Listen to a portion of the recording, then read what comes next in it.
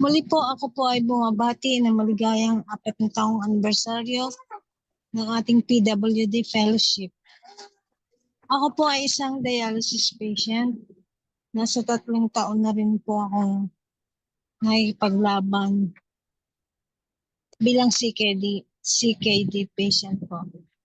Share ko lang po kung paano po ako napasali sa ating PWD Fellowship. Noong nakaraang taon po, nung nag-birthday po ako, halos lahat po ng mga dati kong kaklase nung high school ay bumati sa akin. Sa pagpapasalamat ko sa kanilang mga pagbati, nabanggit ko na halos 3 taon na nga ako nagda-dialysis.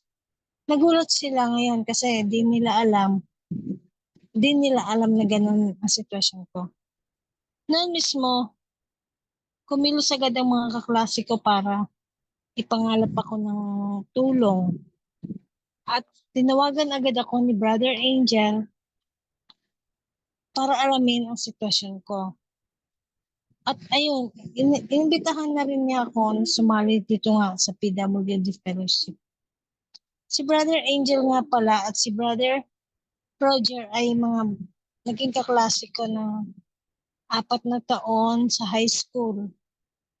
At si Brother Angel din talaga sa pool makikitaan mo ng pagiging mabuting isang leader.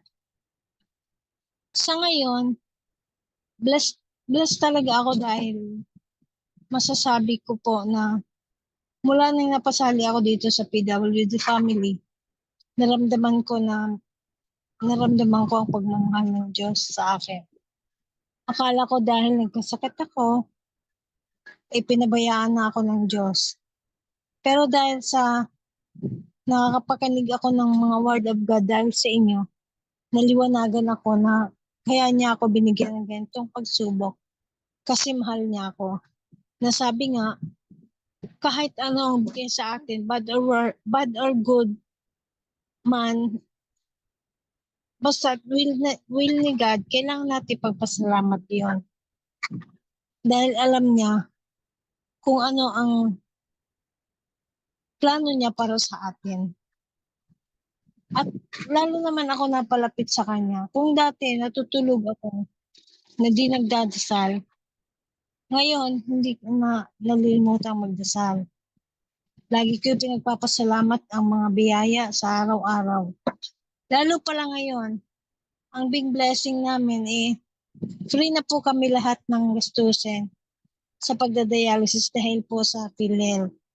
Dininig niya talaga ang matagal na namin ipinagdarasal. Na ito po kasi ang lagi namin nagiging problema, yung budget, kumbaga po, yung mga pangangailangan namin. Ngayon, totally free na po kami. Sa ngayon, sasabi ko na nabago na rin ako ng pagsalit ko sa PWD kasi pag Webes kasi dialysis ko, tas araw po agad, at iniisip ko po agad ang kinabukasan. Na kinabukasan ay Biyernes. May fellowship kami na parang lagi ko pong nililook forward. Parang gusto ko na rin po agad makarinig. Minsan lang po talaga, ang naging problema ko ay mahina o wala po ako signal ng internet. Lalo na po pag umuulan, lalo nawawala po ang net. Kaya minsan hindi pa ako nakakapasok sa Zoom natin. Gusto ko rin po pala ipagpasalamat na madami na din akong kaibigan sa ating PWD family. Yung mga bumati sa akin ng birthday ko, ina-appreciate ko po talaga. At salamat din sa mga prayers ninyo sa mga brother and sisters na walang sawang nagpipray para sa ating lahat. Maraming salamat po kay Brother Mark sa pag-inform sa akin sa mga dapat gawin at kay Brother Lance at Brother Angel. Thank you sa inyo. Thank you for inspiring us para sa pakikinig ng mga salita ng Diyos. God bless everyone and thank you po. Ayan po. Thank you, Ate Melanie. Praise God, no? We're so blessed sa inyong testimony. Thank Apo. you, Lord. Blessing din po kayo sa amin.